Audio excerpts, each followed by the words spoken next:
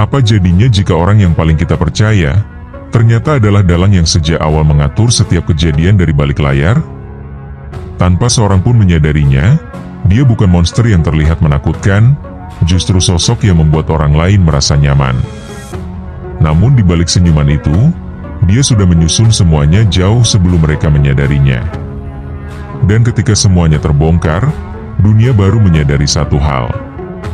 Yang paling berbahaya bukanlah orang yang terlihat seperti penjahat, melainkan seseorang yang terlalu pandai membuat dirinya terlihat bukan sebagai ancaman.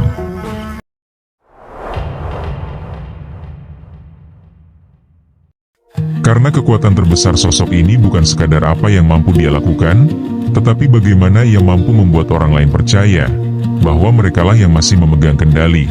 Padahal sejak awal semuanya sudah berada dalam rencananya. Inilah Sosuke Aizen. Di Soul Society, Aizen bukanlah sosok yang ditakuti. Ia dikenal sebagai kapten yang ramah, bijaksana, tenang, dan dihormati oleh bawahannya. Sulit membayangkan bahwa sosok yang begitu dipercaya oleh banyak orang, menyimpan sesuatu yang tidak pernah mereka bayangkan. Padahal, di balik citranya itu, Aizen adalah seorang jenius. Ia master dari Kido, Hakuda, ahli berpedang, sekaligus karakter yang memiliki kecerdasan melampaui kebanyakan Shinigami. Namun semua kemampuan itu bukanlah senjata terbesarnya. Justru, kekuatan terbesar Aizen bukan sekadar pedang atau reiatsunya, melainkan kemampuannya mengendalikan persepsi orang lain terhadap kenyataan. Karena manusia tidak hidup berdasarkan apa yang benar, melainkan berdasarkan apa yang mereka yakini sebagai kebenaran. Aizen tidak menghancurkan kepercayaan orang lain dengan menunjukkan siapa dirinya.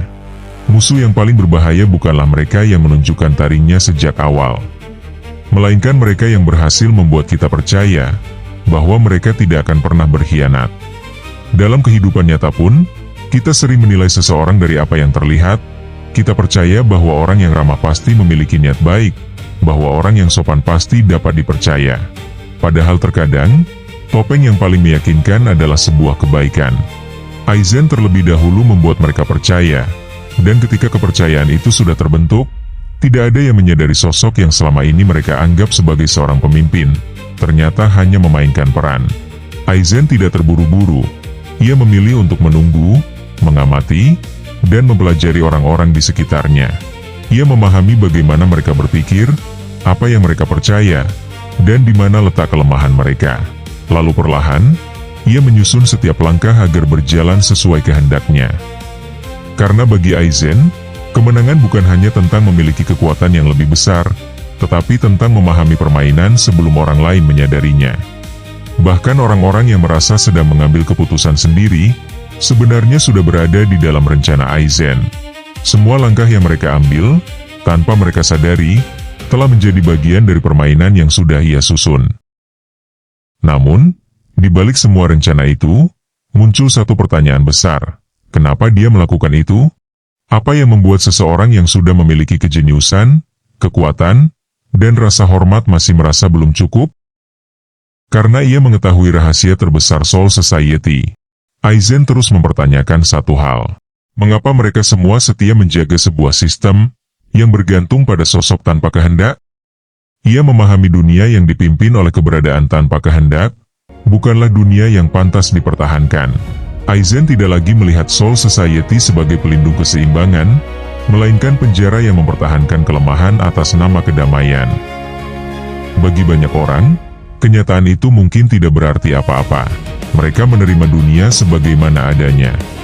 Namun bagi Aizen, hal itu adalah bukti bahwa keseimbangan yang mereka banggakan hanyalah ilusi yang dibangun di atas ketergantungan. Mengubah sistem yang sudah ada bukanlah akhir dari tujuannya. Karena jika tidak ada seorang pun yang benar-benar berdiri di puncak dunia, maka seseorang harus mengambil tempat itu.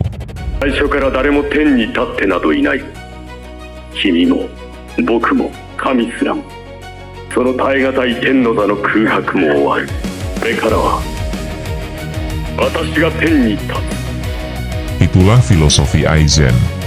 Bukan sekadar menjadi yang terkuat, tetapi menolak menerima batas, hanya karena semua orang telah menerimanya sebagai kebenaran.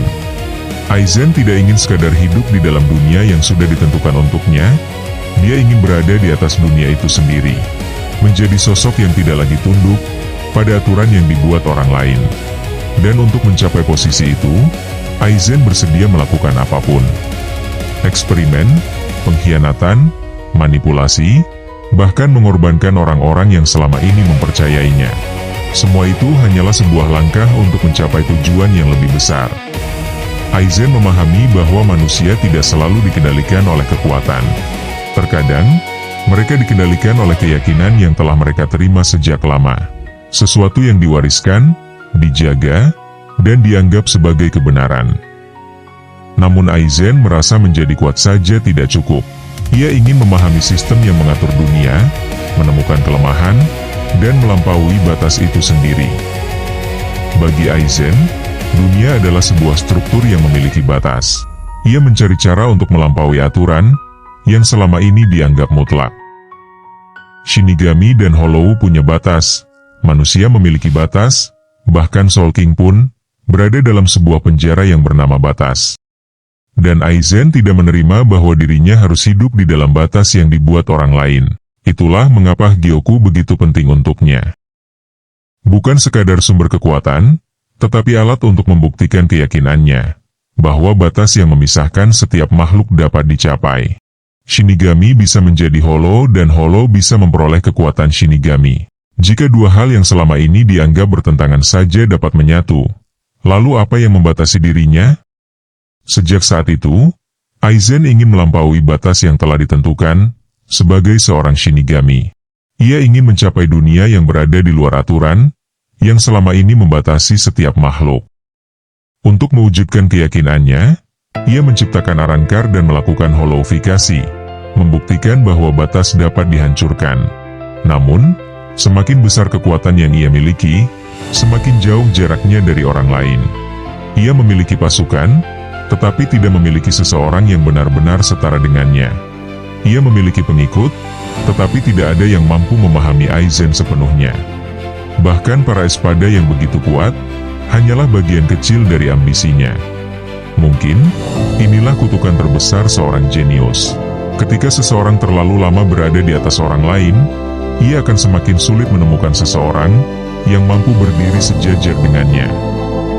Aizen mampu memahami banyak orang, mampu membaca kelemahan dan keinginan mereka. Tetapi siapa yang benar-benar memahaminya?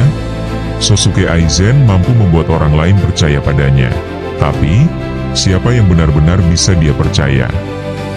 Di balik semua kecerdasan, kekuasaan, dan ambisi yang ia miliki, terdapat sebuah kesepian yang tidak pernah terlihat. Karena semakin Aizen ingin berada di atas semua orang, semakin jauh juga jarak yang tercipta di antara mereka. Sosok yang selama ini berusaha berdiri di atas segalanya, akhirnya harus menerima bahwa dirinya juga memiliki batas. Di sanalah ironi Aizen menjadi sempurna. Dia ingin mengendalikan orang lain, ingin menentukan arah dunia, dia ingin menjadi sosok yang tidak tunduk pada siapapun.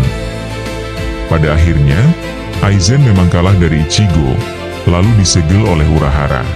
Namun kekalahannya bukanlah ketika tubuhnya disegel, melainkan ketika ia mulai menganggap dirinya telah berada di atas segala kemungkinan. Ia percaya semua orang dapat diprediksi, semua langkah dapat diperhitungkan, dan semua hasil dapat ia kendalikan. Namun dunia tidak selalu berjalan sesuai kehendak siapapun, bahkan bagi seorang Aizen. Kejeniusan dapat membuat seseorang melihat lebih jauh, kekuatan dapat membuat seseorang berdiri lebih tinggi, dan manipulasi dapat membuat orang lain bergerak sesuai keinginannya. Tetapi tidak ada manusia yang benar-benar mampu mengendalikan segalanya. Karena semakin besar keinginan untuk menguasai dunia, semakin besar juga kemungkinan seseorang melupakan bahwa ada sesuatu yang berada di luar kehendaknya. Aizen ingin menjadi penguasa yang ingin mengendalikan segalanya, justru harus menerima bahwa dirinya sendiri tidak pernah benar-benar memegang kendali. Maka pertanyaan terbesar dari filosofi hidup Sosuke Aizen, bukanlah apakah ia benar atau salah, tapi, apakah kekuatan sebesar itu masih memiliki arti, jika pada akhirnya tidak ada seorang pun yang benar-benar mampu memahaminya?